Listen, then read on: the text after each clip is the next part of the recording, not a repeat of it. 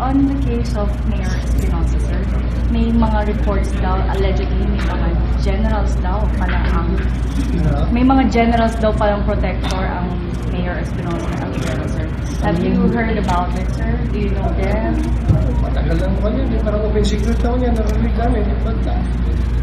Laman natin yan sa investigation ni Director Ubusan yung sa KDG.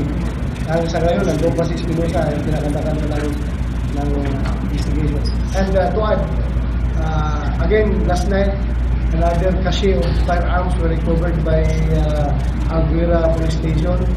Yung sa another, yung ibang grupo na naman ng mga henchmen ni Mayor Espinosa. Maraming armas naman nakukuha doon sa bundok. Dandaan ito ngayon. This is it. So, does that mean, sir, we have a case against Espinosa and Kerwin already? Do we have a case, may nakikita na ba tayo? A specific case, sir? Based doon sa raid na ginawa doon sa pamamahay nila ni Espinosa, marami na armas na tunga at mayroon tayong mga patay na lumaban, di ba? May 6 na mga hitmen nila. Then we can proceed with the filing of a case.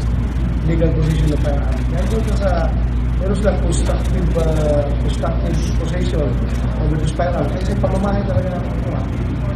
Sir, tumanggi si Mayor magpa-drug test.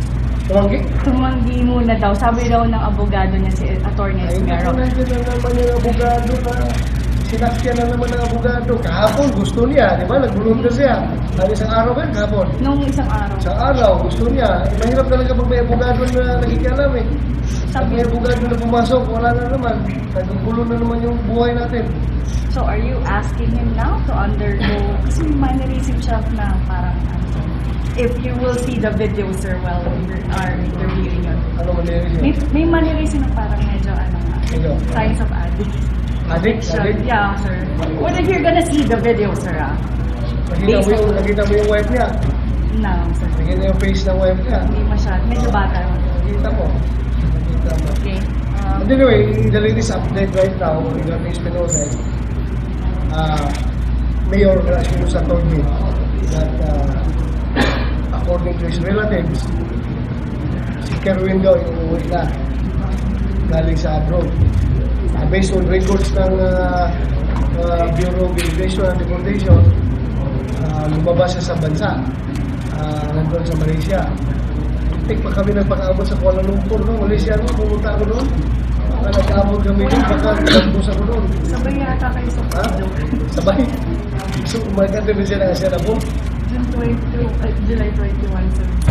So, Gano'n naman din, ane. Okay. So, sir, sa inyo po daw susuko? Sorry. Susuko daw. Sa inyo, ma'am. Papasundo daw sa airport. Ang dating. VIP, no? Ako pa magsundo. Surrender daw siya, basta surrender ko siya sa airport. Susunduin niya siya, sir. Ha? Susunduin niya siya. Ay, pwede. Pwede ba? Tapos diretso na sa Malacanang. Can we have the next question? Basta, hanapin niyo yung kaso. Pero sir, kahit nagpasabi na susuko si Kerwin, tuloy pa rin ba yung shoot on site sa kanya? Yes, non-stop ito. Huwag tayong, hindi tayo na dapat laruin. Surrender para i-hit yung ating efforts against them, no? Tuloy-tuloy pa rin. Yung our people on the ground doon sa Leyte are very much into it. At yung taong bayan ay gusto na magsupunta sa kanila. Talagang gusto na rin nangyari ngayon.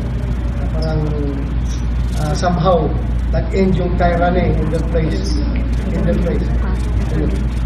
Sir, yung Peter Lim na sumuko kay Pangulo noong nakaraan, kinonfirm ng PDP na siya rin yung Peter Lim na nasa drug list, nasa target list nila. Ano yung action na may ginagawa na ba kayo?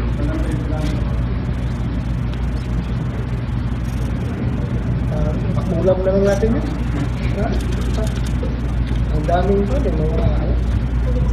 Nag-undergo na yan siya ng Congressional inquiry, di ba? 2004? 2002. Nag-undergo siya. Wala rin nagawang magandang ebidensya yung Congress. At yung nag-testify against him, namatay pa. Yung dalawa. testify against him. So, ganun ka dumi yung gira sa tao. Sir, we have a question from Leah. Sir, gano'n katotoo na si Kerwin ay connected sa dalawang general ng PNP, yung isa retired na si General Garbo at si General Loot na ngayon ay mayor ng Tanungin natin sa NDC kung anong message na ginawa doon. Basta we receive reports na yung, diba may bahay na maganda doon. Yung inauguration ng bahay na yun, nandun pa nakita yung mga general na yun na pumunta sa inauguration ng bahay. Doon, reports na gano'n. Sir, kanina pinresent yung napakadaming firearms na nakuha sa compound ni Mayor Espinosa. Tapos may report tayo na mayroong mga kasong baril. Si Mayor, license yung ilang baril niya, kaya naman yung nakita. Na-cross-check na po ba natin kung sino may mga may-ari o registrado ba yung mga baril na nakita doon sa compound niya? Ang dami, sir. And he's denying. Hindi ko nakita. Ano ko rin? Ginawa mo? Yan, kaya niya, sir. Nalabas? Oo. Sabi, sir. Tapos ito, parang malumala pa, sir, na dinideny nila na may private army sila. So, with that massive amount of firearms, parang Wala man.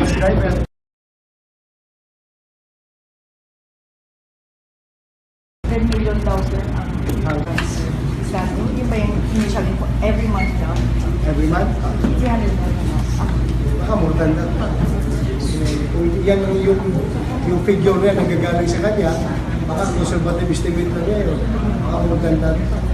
Sir, di ba pumayag sa'yo si Mayor na magpa-drug test, pero kahapon ayaw na po niya magpa-drug test? Nakasuka na sila abogado. Meron naman mga abogado na nagka-negative lang palagi.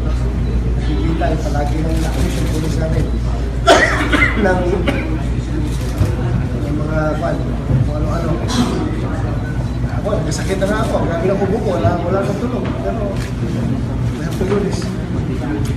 Otherwise, mag-importer yung ating defensive against drugs. So, tingin ito. We expect more. We expect more. Hopefully, not no longer from outside. So, dapat sa criminal side. Thank you. Sir, huli lang. Yung dalawang pulis ba, generals din ba itong tinutukoy natin na nagpoprotekta sa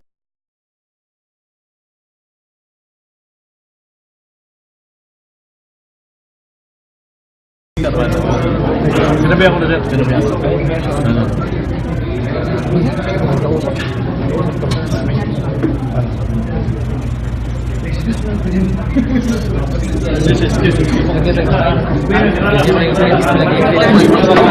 Santay kayo. Gusto mo rumat na kaya po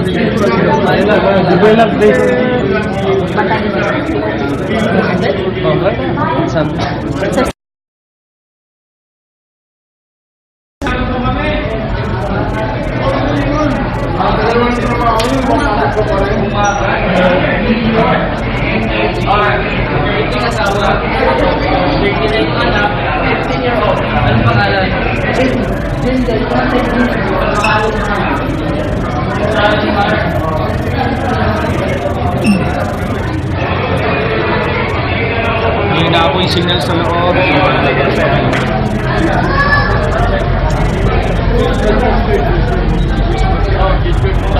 Motor!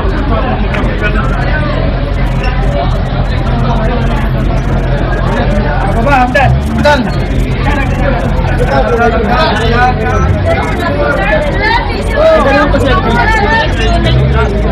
Sige sir, balikan ng promise. Di ba, kakain mo na kami? Okay.